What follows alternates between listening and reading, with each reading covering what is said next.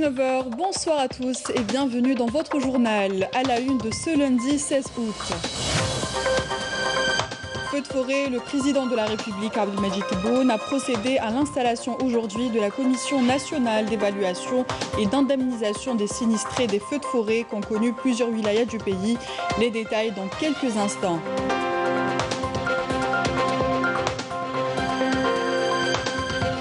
Et afin de recenser et d'évaluer les dégâts sur le terrain, des experts ont été dépêchés sur les lieux du sinistre.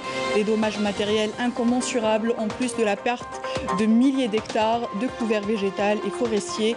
Toutefois, les sinistrés gardent espoir en l'avenir. Nous les écouterons dans ce journal.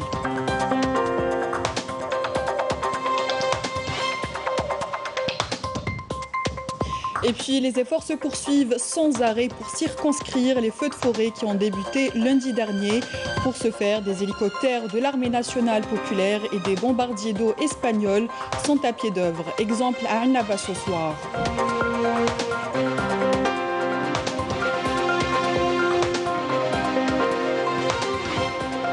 Et enfin, une clinique privée spécialisée initialement dans la rééducation fonctionnelle a ouvert ses portes aux malades atteints de Covid-19 qui les prend en charge gratuitement.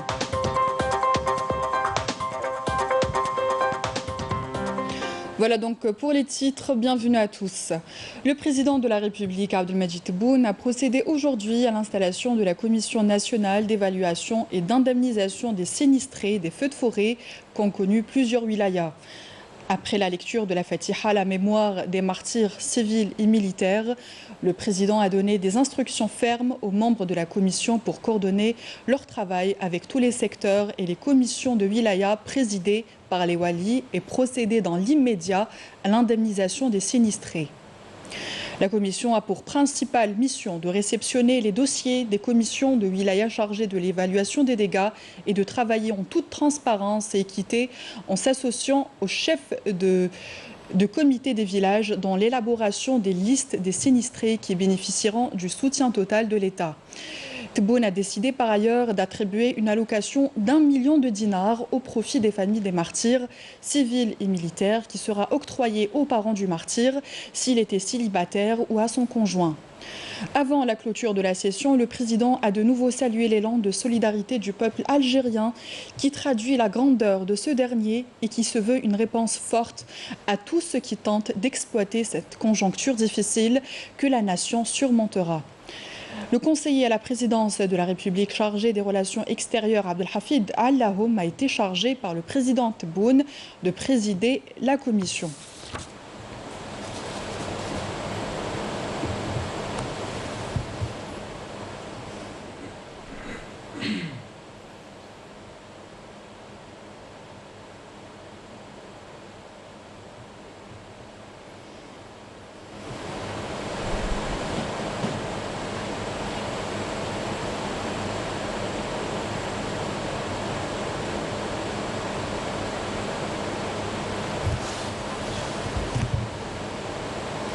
Sur le terrain, des experts ont été dépêchés sur les lieux du sinistre pour recenser et évaluer les dégâts qui sont incommensurables avec la perte de milliers d'hectares de couverts végétal et forestiers réduits en cendres et des dégâts matériels se chiffrant à des milliards de dinars.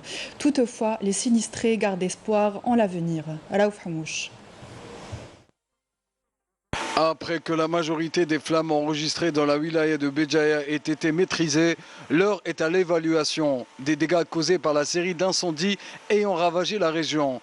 Ingénieurs et experts ont été dépêchés sur place afin d'établir un premier constat.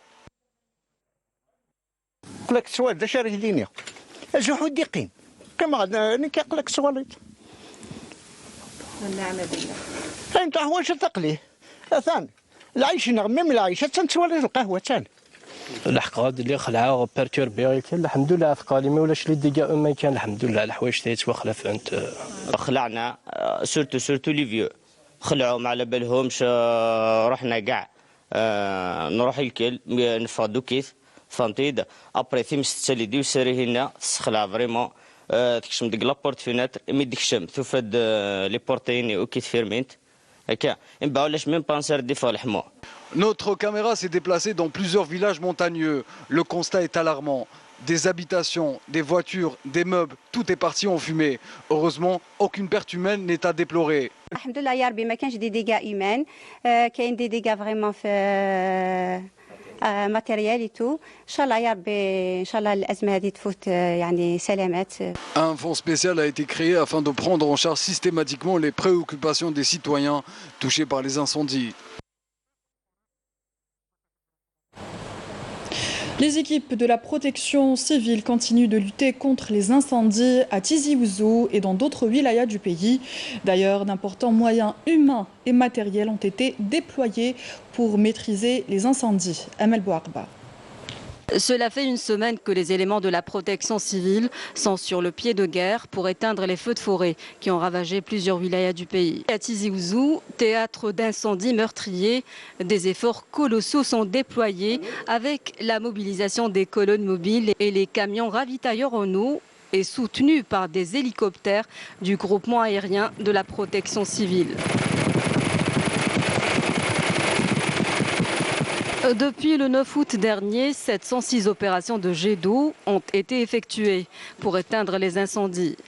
430 ont été exécutés par les hélicoptères du groupement aérien de la protection civile et de l'armée nationale populaire. Les 2 avions bombardiers d'eau de type Canadair loués par l'Algérie auprès de l'Union européenne ont réalisé 254 manœuvres de jet d'eau alors que l'avion bombardier d'eau espagnol a effectué jusqu'à présent 22 jets d'eau. يصل إجمالي عملية القذف الماء إلى 706 عملية على مستوى كل أنياء التراب الوطني خاصة على مستوى 6 ولايات منها تيزي وزو بجاية جيجل قلمة عنابة وحتى ولاية البويرة. لكن الأهم كان على مستوى ولاية تيزي وزو بما يفوق 270 عملية قذف للماء أي تقريبا بحوالي 40 إلى 45% من عملية رمي الماء للتحكم في الحرائق الهائلة خاصة التي تهدد المجمعات السكنية أو التي يصعب الوصول إليها عن طريق شاحنات الإخماد أو أفراد الحماية المدنية. La plus grande majorité des opérations d'extinction de feu a été réalisée à Tizi Ouzou avec 300 manœuvres de jet d'eau depuis le début des incendies. Toutes ces manœuvres aériennes précises ont fait leur preuve sur le terrain puisque de nombreux foyers d'incendie ont pu être éteints dans un temps record. يتم تحديد عمل المروحية عن طريق مركز القيادة العملي حسب أهمية الحريق بداية بتحديد الموقع الجغرافي للحريق طبعا بالتحديد وبالضبط حتى يتمكن المروحية التوجه مباشرة ثم تحديد الموقع التزويد بالمياه ثم التوجه إلى مكان إخماد الحريق مباشرة حسب أهمية الحريق حسب موقد النار الذي يكون مستعد. كان هناك عدة مواقد يتم إعطاء أولويات للمواقد إذا كان كبير يعطي الأولوية للكبير ثم واحدة تلو الآخر. Sur le terrain, les soldats du feu continuent leur combat, luttant inlassablement contre les flammes jusqu'à l'extinction totale des foyers d'incendie.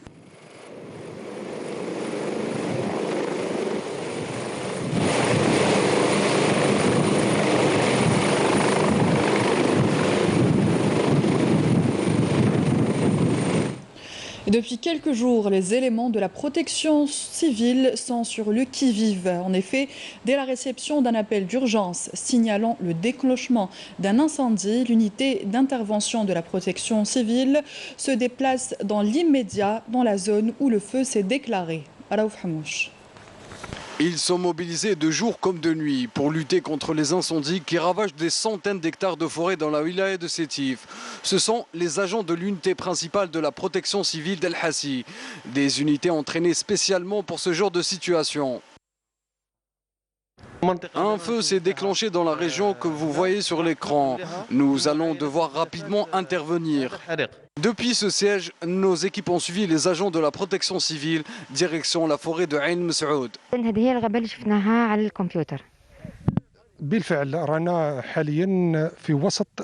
Comme vous le voyez, nous sommes au cœur de la forêt de Ain Messaoud. Après l'extinction des incendies survenus dans cette zone, nous procédons à un constat des dégâts avec les différents services locaux pour une meilleure coordination. Après avoir tracé une feuille de route, nous avons réussi à maîtriser les incendies à 8 heures locale.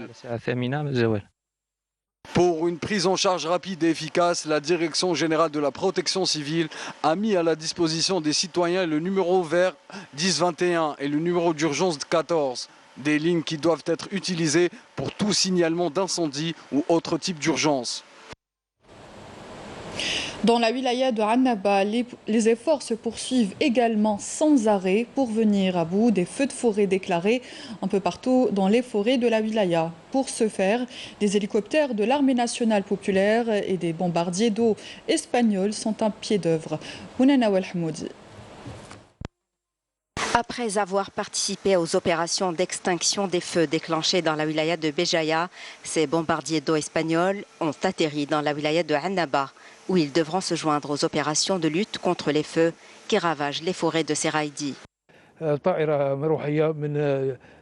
Un hélicoptère de l'armée nationale populaire et un bombardier d'eau espagnol survolent les montagnes de Seraïdi pour participer à l'extinction des incendies dans la wilaya de Annaba, et ce pour le deuxième jour consécutif.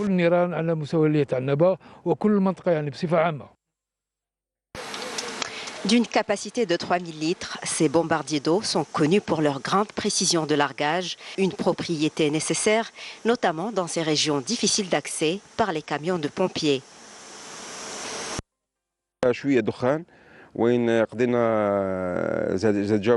Il reste un seul foyer de feu qui n'a pas encore été maîtrisé. Les appareils espagnols nous ont été d'une aide précieuse car ils sont parvenus jusqu'aux points les plus élevés où il reste de la fumée. Des points inaccessibles par les camions. Une fois sur place, les appareils font une tournée de reconnaissance ou de repérage. C'est ainsi que le largage est opéré avec une grande précision.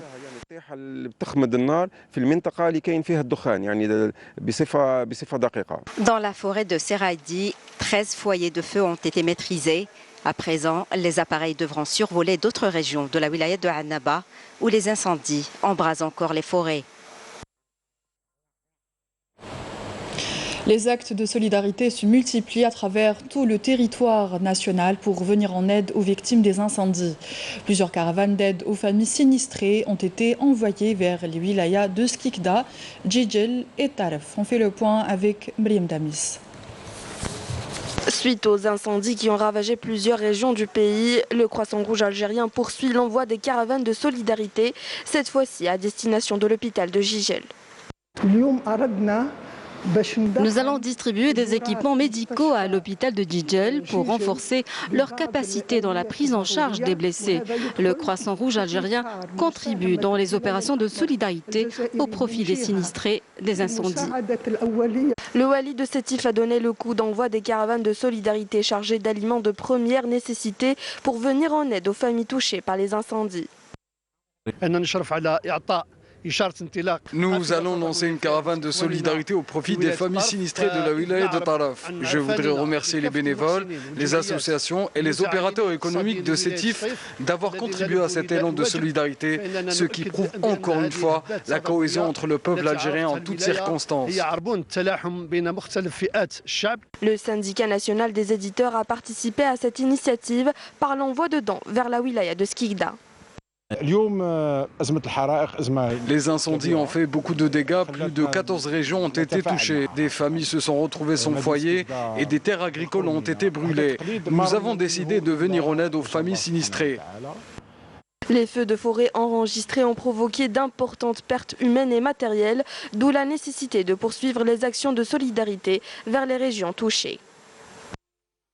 Dans le même élan, une caravane de solidarité composée de 40 camions transportant des denrées alimentaires et du matériel médical s'est ébranlée ce matin du siège de Dar el-Imam al-Mohammadi à Alger vers 4 wilayas touchés par les feux de forêt, et ce avant la tenue d'une réunion de la Commission nationale de la zakat pour examiner la possibilité de consacrer une part de la zakat aux sinistrés. Leïla Mahtout, Amel Bouarba.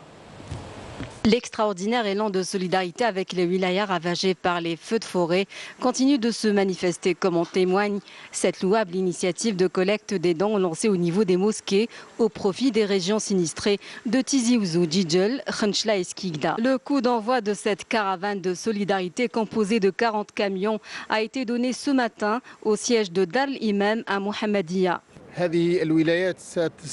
Destinée aux wilayas touchées par les incendies, cette caravane de solidarité est composée de plus de 40 camions, transportant des denrées alimentaires et du matériel médical, au profit notamment de l'hôpital de Tizi Ouzou. Je salue à cette occasion l'esprit de solidarité avec les sinistrés des incendies.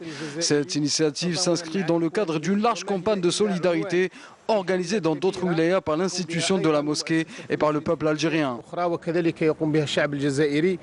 Le ministre des Affaires religieuses a évoqué la possibilité d'associer le fonds de la Zakat aux opérations d'aide et de soutien aux régions sinistrées.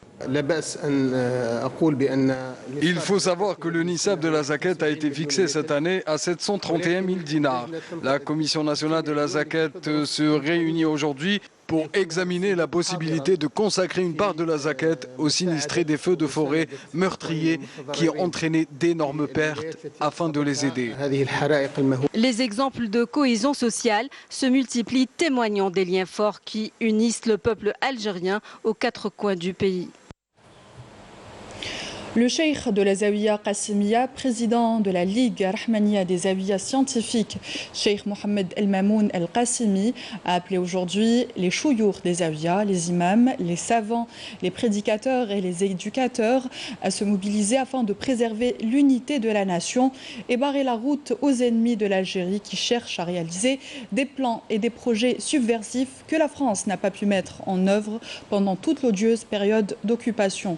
Dans un communiqué rendu public, le cheikh de la Zawiya Qasimiya a appelé à davantage de vigilance, à bannir le discours haineux et la fitna et à placer l'intérêt suprême de la nation avant tout, estimant que ce type d'acte criminel ne doit pas entraver les efforts que nous avons engagés avec les fils loyaux de la nation dans le but d'unifier les différentes franges de la société, conclut le même communiqué.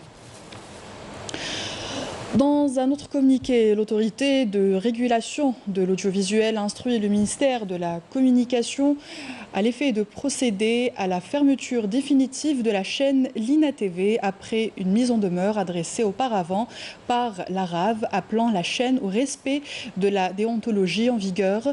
Le communiqué a fait savoir que même après cette mise en demeure adressée le 26 février 2021, l'autorité a enregistré plusieurs dérapages commis par cette chaîne, des dépassements susceptibles d'embraser la situation, notamment cette conjoncture délicate. Face à ces dépassements professionnels, la RAV demande au ministère de la Communication de prendre les mesures adéquates par la fermeture immédiate et définitive de cette chaîne et appelle les employés des médias lourds à se conformer aux critères d'objectivité.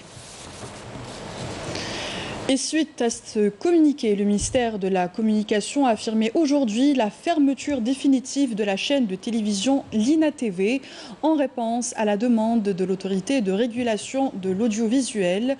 Le ministère de la Communication confirme que la chaîne Lina TV n'a toujours pas reçu d'autorisation préalable pour exercer une activité audiovisuelle en Algérie et considère que son activité est hors la loi, ce qui nécessite la fermeture définitive et immédiate de cette chaîne. Situation sanitaire à présent. L'Algérie a recensé ces dernières 24 heures 710 nouveaux cas confirmés de Covid-19, 635 guérisons et 36 décès. Le total des cas confirmés de coronavirus s'élève ainsi à 187 968 cas, celui des décès à 4 830 cas, alors que le nombre de patients guéris est passé à 126 661 personnes. Dans le cadre des efforts continus visant à lutter contre la propagation du Covid-19, un avion de transport militaire relevant de nos forces aériennes a atterri cette matinée au niveau de la base aérienne de Boufarik avec à son bord une cargaison de vaccins anti-Covid-19 estimée à 3 millions de doses acquises de la République populaire de Chine. Il est à souligner que ces opérations se poursuivront et d'autres cargaisons de vaccins et de matériel médical nécessaires seront acheminées dans les prochains jours pour soutenir le système de santé national.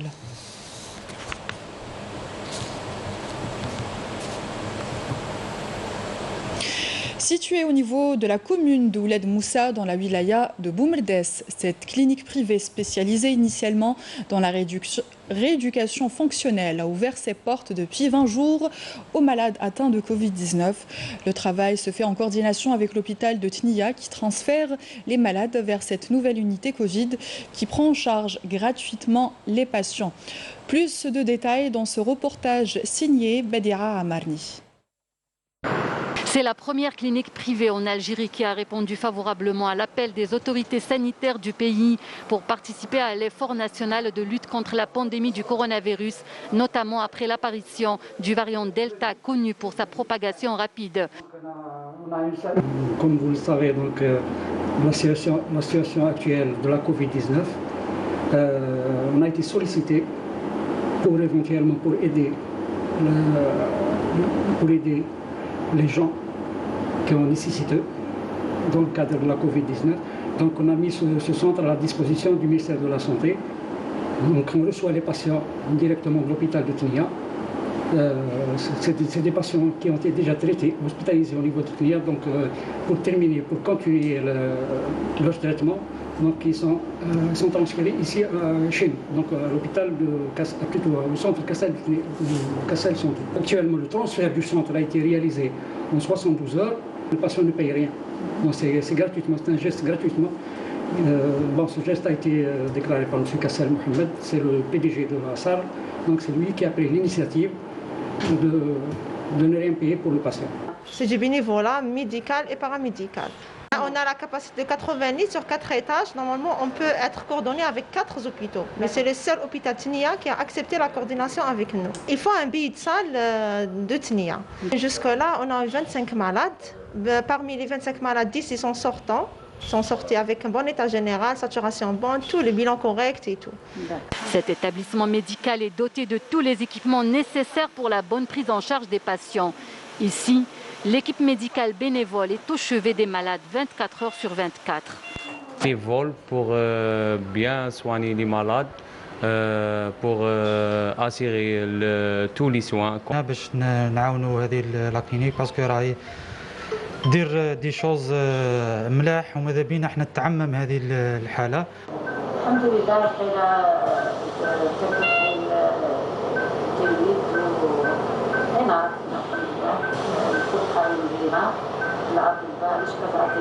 Je remercie cette initiative et l'encourager. C'est une action de citoyenneté 100% pure. D'autant plus que c'est une aide gratuite, donc citoyenne et responsable aussi.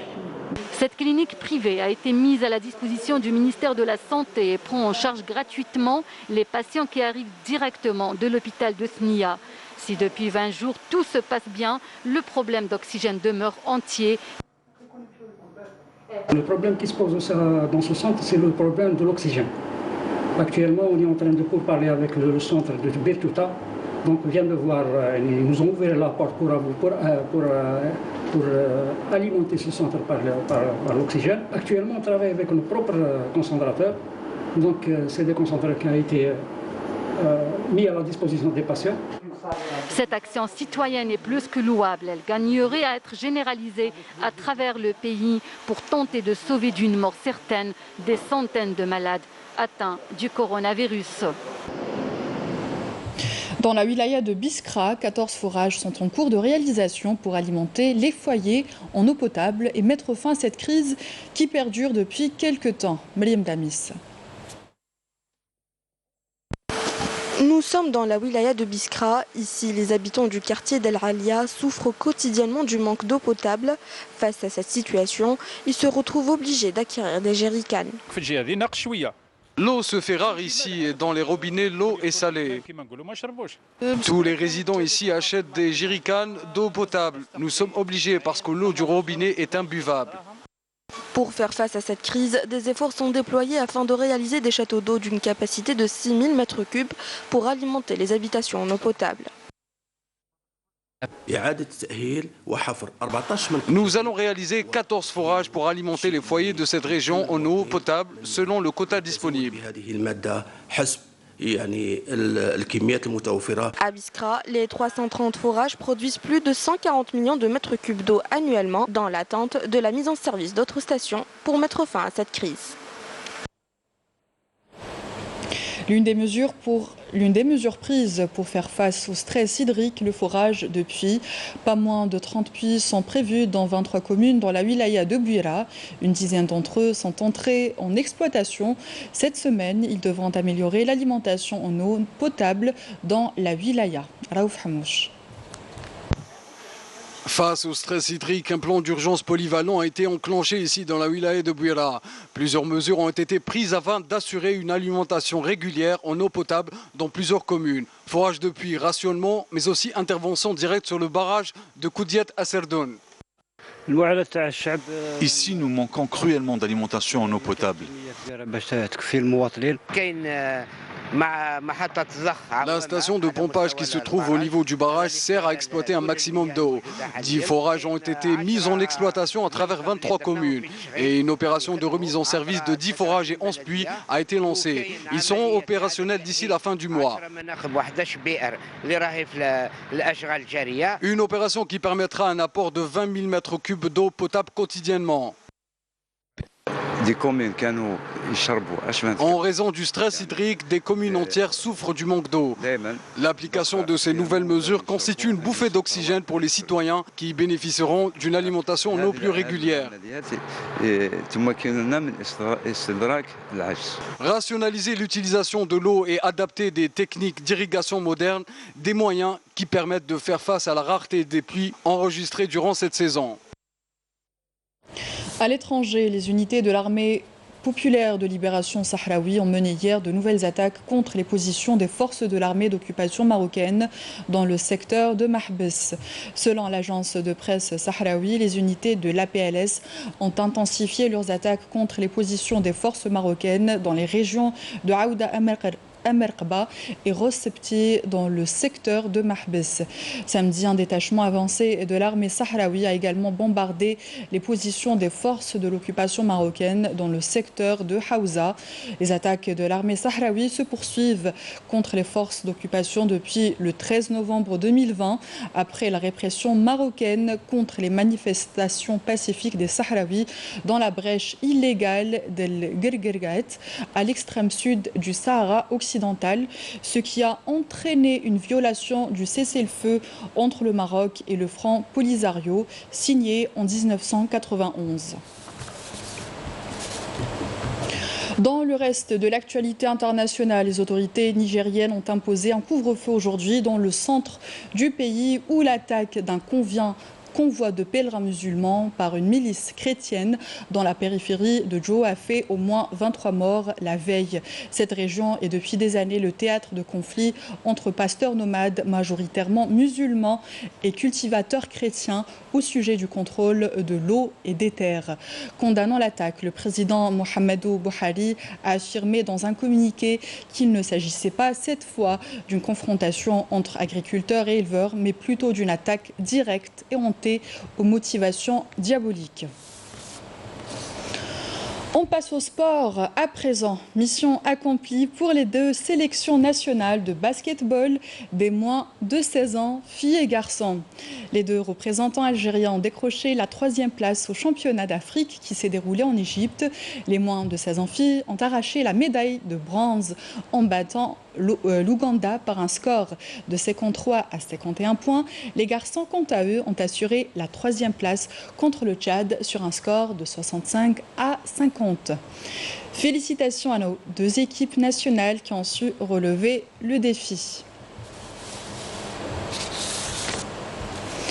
Sport toujours, le cycliste algérien Yassine Hamza a remporté hier la course du circuit en Espagne, disputée sur 134 km avec la présence de 194 cyclistes. 11 autres Algériens ont pris part à cette course sur route, ce qui s'inscrit dans le cadre de leur préparation en vue des importantes compétitions à venir.